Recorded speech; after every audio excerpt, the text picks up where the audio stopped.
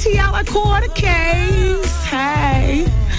Oh, it's Faith Evans Day here on the Wendy Williams Experience. Everybody is loving. Hey, Faith, I know you're still listening on your way to your J&R Music World signing.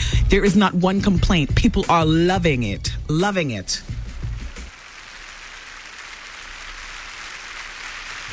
Okay, straighten up. We're all together again. Dear Wendy. Oh, by the way. Hey, everybody. Welcome to the... Hey. Welcome to the Hour of Truth. Thank you, China. Dear Wendy, when I was 9, my cousin, who's a man, 15 or 16, and he would make me perform oral sex on him on numerous occasions. I never told anyone, but I think that it made me promiscuous.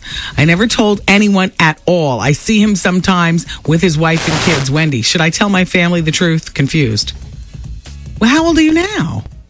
You said when you're 9, and you're listening to the Grown and Sexy show. I'm assuming that you are in your 20s or something? No, what good does it do to tell anybody now? Depending on how old you are. Now, if you're 15 now, then maybe you need to pipe up. But no, if you're a grown woman with your grown woman money, then you need to perhaps go to therapy and talk to somebody. I mean, I could be wrong. Listeners, what do you think? Don't tell anybody now. Hey, little negress, I see you listening. Vanessa Wakeman has, she's a wedding planner and a wedding expert.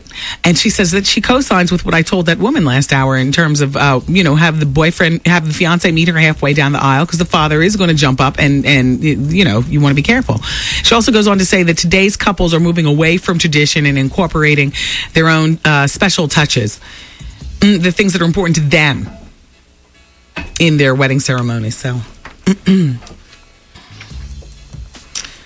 shout out to PBX and the front office at the Hyatt Regency, Penn's Landing, Philadelphia.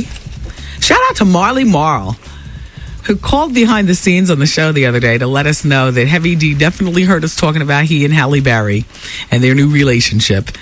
And Heavy conveyed to Marley that we're killing him. Heavy, you love it. This is the biggest out of the closet score you've had. No, he lost 150 pounds. Yeah. Somebody came up to the party last night and slurred to me that their favorite part of the show, their favorite soundbite is "wow." They love that. Wow. Yeah, world. Wow. You're number 1 on the hit parade with a bullet. All right, let me pick up this fax left off. Okay. I love this music bed right here. Chic. I know who it is. He's been burned in the past, and it was very hard for me to get him to trust me when it came to things like finances, his son. I also had some trust issues, yada, yada, yada. Her final question to me is, Wendy, the way he acted when I came in from seeing my mother was so childish and stupid. I felt like he was trying to pick a fight. Wendy, do you think he's cheating on me? Wendy, is he receding back behind the wall of protection because of the house? Because they're about to buy a house. I don't know. You know what I think it is? I think if your fiance is like a lot of men, when your cell phone is off, yeah, cheating comes first, and then, are they dead? Isn't that something how, because we do that to our men too, don't we? Before we think about their cars careening off the West Side Highway into the Hudson River, we're thinking about, okay, is he cheating? But yeah, so if you were going to turn your phone off, perhaps what you should have done, you should have made your last phone call to him to let him know your phone is running out of, dying out of gas, and that you are stuck in mad traffic, and that, you'd want to turn your phone off. Because obviously you want to save that last breath of phone life for 911. Hello, the carjacker is outside of my car right now. So I think that this could have been avoided, perhaps, knowing that he is a bit of a nut if you just called. before you turn your phone off. No, I can't point to cheating based on that fight. Maybe he was in a mood. You know, men have periods too. Why do I swing my hand around like I'm gay when I say that? I didn't mean it that way. But you know, they have their moods too. Yeah. Britney Spears. I'm watching this show. Britney and Kevin's show on UPN. Are you kidding me? It's going to be great. 6 episodes. It's an unscripted series that documents their relationship and how she's pregnant and he's out spending her money. Oh, there's a whole lot going on with that relationship. A whole lot of junk. Look, I have the rundown for you. Well, first of all, about the show. I don't know what the show is going to be called. Why wouldn't it be called The Federlines? I like that. Call it The Federlines. There you go. They made a deal with UPN. The deal is already done. 6 episodes of an unscripted series documenting their relationship from the early stages of dating until their wedding on September 18th. Well, that's not the part of the relationship we want to know about, quite frankly. I want to know about what's been going on since September 18th up till today. Now, maybe this is going to be from the time of their relationship up until the wedding, because Britney's got a bun in the oven, you know, and she's showing shortly. She'll be showing. Actually, she's been wearing the loose flouncy clothes now, like she might be showing something under there. I don't know. But here's her quote. I feel that last year, the tabloids ran my life, and I'm excited about showing my fans what really happened rather than the stories. No, we don't. We've all put that where back there. We want to know what's going on today with you and your trashy husband. He's cute, by the way. When he, when I finally do get a close up of him, because usually you guys are far away and the paparazzi are lamping in the bushes, and you all are smoking Marlboros and drinking Starbucks and eating junk food. And Brittany, you're usually coming out of a bathroom someplace. I don't know who drinks more Starbucks, Brittany and Kevin, or the offending Olsen twin. Yeah, she's always drinking coffee too, right? There's no premiere date set, but they say that it's going to debut later on this spring. Well, great. I'm there. The Federlines. Let's watch it, you guys, on UPN. Let's just watch and let's just see. It's not the most interesting part of the relationship because, quite frankly, I don't care how it all got started, unless they're going to show fights with Shar Jackson. And I'm talking Diane and Brenda on the front lawn fights. The Richies, honey. Back in the day, Lionel Richie and, you know, his wife and his jump off thumping on the front lawn. But anyway, this is what we want to know about. I want to know about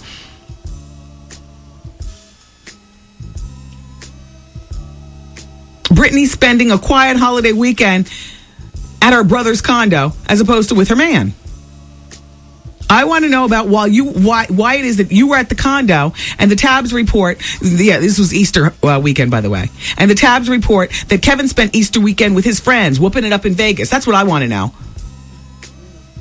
I want to know why there are pictures of you sunbathing at your brother's Santa Monica home on March 26th. And while you're busy doing that, Kevin's hanging out still in Vegas, gambling, drinking, and chatting with the ladies. I want to know about Brittany, you going back to your roots with the long extension. You know, your brown roots with the long extension. Is that because all the dye would affect a baby? Perhaps? In the meantime, Kevin's shaved his hair off, including the stubbles on his face. I want to know about why it is that I no longer see pictures of you with the Starbucks like we used to. Instead, you're buying, Chinese herbal medicines rumored to help make your baby smart. But he's still chugging vodka, like he was seen doing at the Hard Rock Hotel and Casino in Vegas. And I want to know if there's a baby coming in the fall. And when is Kevin's R&B debut album coming? Later this spring, they say, but he's got one coming out. That's what I want to know. R&B. Yeah, R&B. It's going to be like Justin Timberlake. Justin Timberlake, who, by the way, is going to play Bruce Willis's son in the next Die Hard movie. I like it. I like that. Yeah. That's what I want to know, Brittany. I'm going to watch your stupid reality show, The Federlines. And no matter what they call it, I'm going to call it that. I think that's a great name, The Federlines. In the meantime, Pam Anderson was making out with her boyfriend, Steve Dorff. I see in the newspaper they were slobbing each other down Saturday night at the Chelsea nightclub. Dame Dash was there. Lizzie Grubman was there. Lizzie Grubman, your show is just okay. I mean, it's okay. She got those girls running around and stuff. It's just a knockoff of this show, truth be told. You just can't see what goes on behind the scenes. But Lizzie is running the girls the way the girls run here. Except they do more complaining on that show. And I would never accept one of you all to bring your fiance to be sitting up in here all day. What? I can't even believe Lizzie co-signed. I can't even believe she didn't get fired for that.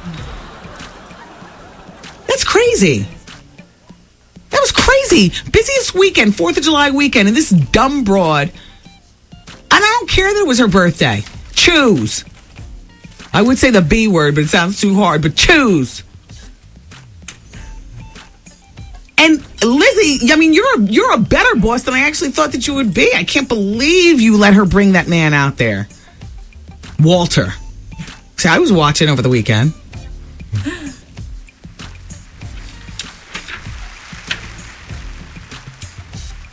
Let's talk about Vivica Fox. So I get a telephone call from my mother this morning. Wendy, I just want you to know that Vivica Fox is the keynote speaker for our AKA luncheon. And she is making a lot of money for it. And I am going to go right up to her and let her know that we met at Fashion Week and I'm your mother. Is it safe? I said, yes, Mommy. Vivica hasn't visited the radio show, but I consider her a friend to the show in my head. She's a friend in my head. And even though she's never been here, it's like she's here because she's given us this great statement. And I tried to explain it to my mother, but it's best explained only in Viv's words. Put that where? Back there. That's all I'm saying.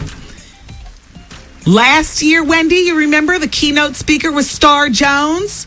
And you told me and Wanda not to go up to her and introduce, and we didn't. But this year, Vivica Fox, I must. Put that where? Back. Put that where? Back there. Yeah, Star Jones is the keynote speaker. Okay, so it's I guess it's the Miami chapter of the AKAs. And so, they get a big star, a woman of inspiration to come speak every year. And so last year it was Star Jones. I was telling her, don't go up to Star Jones, bad blood. So just observe from afar and tell me everything. And my mom said stellar things about Star. Star had her own mother there, and she talked about, growing up in New Jersey. And, her parents always thought of her as the light of their eye. And, even though she grew up and she was heavy, she was always made to feel beautiful. And then she went over her legal background. My mother actually said that Star did a really stellar job. But, I did tell her back off, and she did. But this year, she wants to go up and say hi to Vivica because she feels especially close because that was that night that my mother and I went out and we were holding hands, looking like Wendy and her old lesbian lover. And we were holding hands at Fashion Week. And Viv came over and said hello, and I was a bit nervous, And she was a very ladylike, which started making me have a whole turn in my mind about old Vivica Fox. She's a good sport. I guess she just likes to be talked about, which she gets it. That's fabulous. My mother was mesmerized. I was like, Mom, stop being mesmerized. Please stop making eye contact. I have to process what just happened. And then, and so now I've processed, and she's friend to the show. And so my mother's going to go up to her. And so she'll be filing her report. Put that where? Back there. Yeah. I wonder if she'll say that in her speech at the luncheon. That is an inspirational thing to tell people, though, Viv. You can put that where? Back there. Back there. In the meantime, it was a sunny 65-degree day on Saturday in La Costa, in Carlsbad, California, at the La Costa Resort. It's 40 minutes north of San Diego. And it goes on to say, but that didn't stop the leading lady from donning her $250,000 lynx coat. It's Russian bellows Vivica A. Fox as if she was a fur connoisseur. Russian belly. usually runs about $50,000. But the one I have on is from Special Fluffy Snow White with the black and the dots and it's rare and precious, she says. All right, so that coat, by the way, is what she wore, not actually filming the Cadillac commercial, but that's what she wore to the shoot. And she filmed her Cadillac Escalade commercial. And I told you it's going to premiere during My Wife and Kids during Sweeps Week in May. And, they were there. 30 seconds on the break. Damn. All right, you guys. Well, keep it where you got it. Denzel's on Broadway. Artie, you went to see Denzel on Broadway. I never got back to you to file your report. So I'll be asking you what all was it doing. Okay.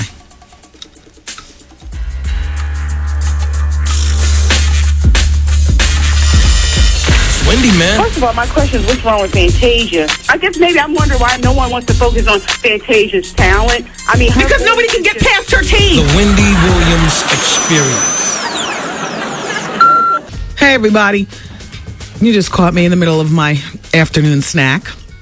I'm having an orange, peeling it, eating the sections, enjoying it. Enjoying a new way of life thanks to LA Weight Loss. LA Weight Loss can do it for you, too. I'm on maintenance now. I've lost 15 plus pounds. And I feel terrific. What am I having for dinner tonight, you asked? How about broiled snapper and a cup of cabbage? Doesn't that sound great? A little slice of cantaloupe while I'm watching Starlet tonight, and I'm good. Or maybe I'll go for a dessert, a low-fat dessert, like some sherbet or something with some sorbet. You keep the chocolate sorbet in the freezer. Maybe I'll have some sorbet. The point is that you can eat real food on LA Weight Loss. For lunch today, I had spinach salad with carrots, and I tossed in some diced chicken, and I brought it in my Tupperware right here, and I gobbled it up. Sure did smell good, didn't it, everybody? Yeah. And I feel full and I feel satisfied. It's LA Weight Loss. It's not just a temporary fix. You don't just fix it, lose the weight, and gain it back. I'm telling you, these people, they've got the knack. They've got the formula. They've been doing this since 1987. Millions of people have lost millions of pounds on LA Weight Loss. Doctors constantly recommend patients to LA Weight Loss. If you're a foodie, like I'm a foodie, constantly thinking about food, isn't one of your top 3 thoughts when you first wake up, what am I going to eat today? Isn't it? If it is, maybe you're a foodie. Maybe you're a foodie, and there's nothing wrong with that. But everybody can't be a foodie because some of us keep that weight on our hips and around our bellies. And we got to do something about it, but still have our food. You eat real food. You can still be a foodie and lose weight. Find out all about it. LA Weight Loss, 1-800-448-TRIM, 1-800-448-TRIM. Don't forget, tomorrow night, Wednesday night, the Wendy Williams Comedy Experience with Daylight Savings Time in full effect. Doors open up at 8 o'clock. I think we'll still have a little bit of light by then. All right, so I'll see you guys tomorrow night at the Laugh Factory. And remember, 1-800-448-TRIM. That's LA Weight Loss, and that's good. On the track, get back, trick switch on the lack, I'm flexing speed. The computer's down in the studio, so whoever sent me pictures from Faith Evans' party from the website alltheparties.com, thank you very much. I can't make out who's all in these pictures. They're so small, but I see Faith is in some pictures. It's like the top 10 pictures from the party. And I'm the one with the star across my boobs. Remember, I forgot about the party before actually coming to work yesterday. So the only thing I was missing, perhaps, was, some stilettos. But, and the man that I'm hugged up with is my husband. In case you're wondering whether I'm on the creep. Here, Art, you weren't at the party. Look, pictures. Okay. You missed a good time. I always think inside that my eyes look dimmer than they actually are. When I'm up to no good. At the brown juice and whatnot, and bottle popping. But those eyes don't look dim. Look mellow. I look sober as a judge. Boy, I'm a good actress. All right, well, let's talk about acting on Broadway. Let's briefly talk about Denzel Washington on Broadway. Now, first, I will just let you know that today's newspaper has a little thing on Denzel, and he was performing. First of all, Denzel is on Broadway until, I believe, June. And he's doing Julius Caesar. And I haven't really heard anything much about the reviews, but I would imagine that every night going to him would be great. No, I didn't use my tickets the other night. I gave them to Artie at the last minute. I was tired and I decided to go home. And I'm not much of a lesbian anyway, so it's difficult to get me in a theater. Remember when I took my my niece to see Wicked? I was gagging. I had to sit there, but I did it. She's 14. I didn't want to disappoint her. But man, I cried and laughed and slept during Wicked. And so, Art is a lesbian. So, and he's in acting classes and whatnot. So I said, get up close and personal with the great Denzel Washington, see how all he does. He's a 2-time Academy Award winner. Take some acting lessons from him, but don't get too good and leave the show. Never. You see if you can act and be on the show at the same time. Please. So Denzel is playing at the Belasco Theater. Julius Caesar. Spike Lee was there the other night, as well as Felicia Rashad, Samuel L. Jackson, Jay-Z, Angela Bassett, and Courtney B. Vance, her husband. Now, you didn't say very much the next day. You were so grateful when I gave you the tickets. I thought for sure you would come pirouetting through the door, telling me how wonderful and all the celebrity spottings and all the na.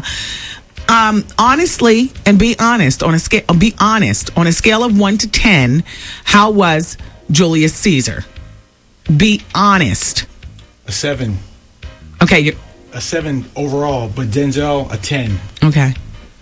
Now, truth be told, I asked you briefly in passing, and you said it wasn't that good. Now, are you just reconfiguring what you're saying? Because people are going to go see Denzel regardless of what you say. Everybody, this is just one simpleton's opinion. He makes it a 7. Okay, he makes it a 7. Right. But you're not. Are you a Shakespearean? I mean, do you know? No. Okay. Who celebrity-wise was there? You know what? The tickets were in the very first row. Shoot. You had great seats, so I didn't look behind me. Oh, because you were the celebrity. All right. All they did was my wig, and they would have thought I was you. Wow. I had front row tickets for Denzel. Front row center. Crap. I didn't look behind me. They were trying to look to see who you was. Yeah. Wow. That is fabulous. Well, thank you, Denzel's publicist. No disrespect to the man, but I could see myself now sitting front row center and falling asleep. Or getting bored and leaving. Only because it's a play. You know how I am. No disrespect to Denzel or anybody up there on the stage. It's me. So that's it? That's your report? Yes. All right, then we move on. I mean, I thought it was for some reason going to be more spectacular than that. I'm a Training Day fan of Denzel's, not Shakespeare. Yes, I understand. Me too. Mm-hmm. Keep your mouth shut and your eyes open. Uh-oh. You might learn something. A thing or two. Even I watch that and pause. Watch and then pause. Watch and then pause. I'll see the rest of it next. So Vivica, everybody, goes on at the Cadillac shoot. She was talking with an interviewer, and the interviewer asked her, what does she have coming up? And she says she has 2 movies coming out. Here's her quote. The Janet Cook story, that's directed by Taylor Hackford, who did Ray. I play Janet. Then I have this nice little ghetto fab comedy called Getting Played with Bill Bellamy and Stacey Dash. I also go back to work on Missing, which is her Lifetime series, at the end of May. So if you think I'm out of work, you can put that where back there. Put that where back there. Yeah, she didn't add that part. I added that on for her. She's basically hustling, baby. All right, let's talk about the Desperate Housewives. First of all,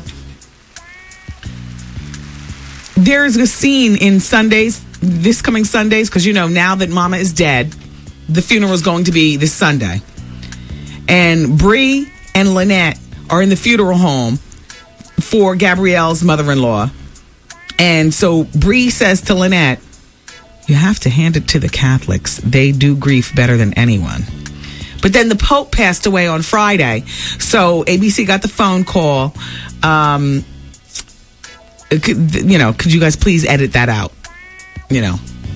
So they're editing that part out. So now what you'll hear them say is, you have to hand it to them.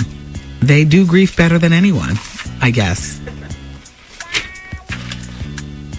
Well, also, the girls just posed for a photo shoot for Vanity Fair magazine, which hit stands on April 12th. And there's a lot of brouhaha going on around this photo shoot. Apparently, some flunkies for ABC, shuffled over to the set before the girls got there. All 5 of them. Thank you. Nicolette is on the cover, too. Thank you for including her. So, I only have a minute. So, somebody from ABC came over and had a long list of mandatory stipulations. And the first one being, whatever you do, do not let Terry go to wardrobe first. Because they get nervous that Terry's going to pull the best stuff. Now, Terry is the highest paid Desperate Housewife. And she's also the Golden Globe winner and the SAG Award winner for Best Actress this year. So, I guess to make the other girls feel better, they don't want Terry to go in first because she might pull the best thing. Well, she ended up looking great in a red hot swimsuit. And Marsha Cross saw Terry in this swimsuit and stormed off the set of the photo shoot. Somewhere along the way, Terry ended up in tears. Damn, 9, 8, 7, 6. We'll talk. We'll pick this up next hour. Damn. It's Wendy, man. I drove yesterday to get you, but that book is fire! Yes, honey, you did it again, honey. You did it again. The Wendy Williams Experience.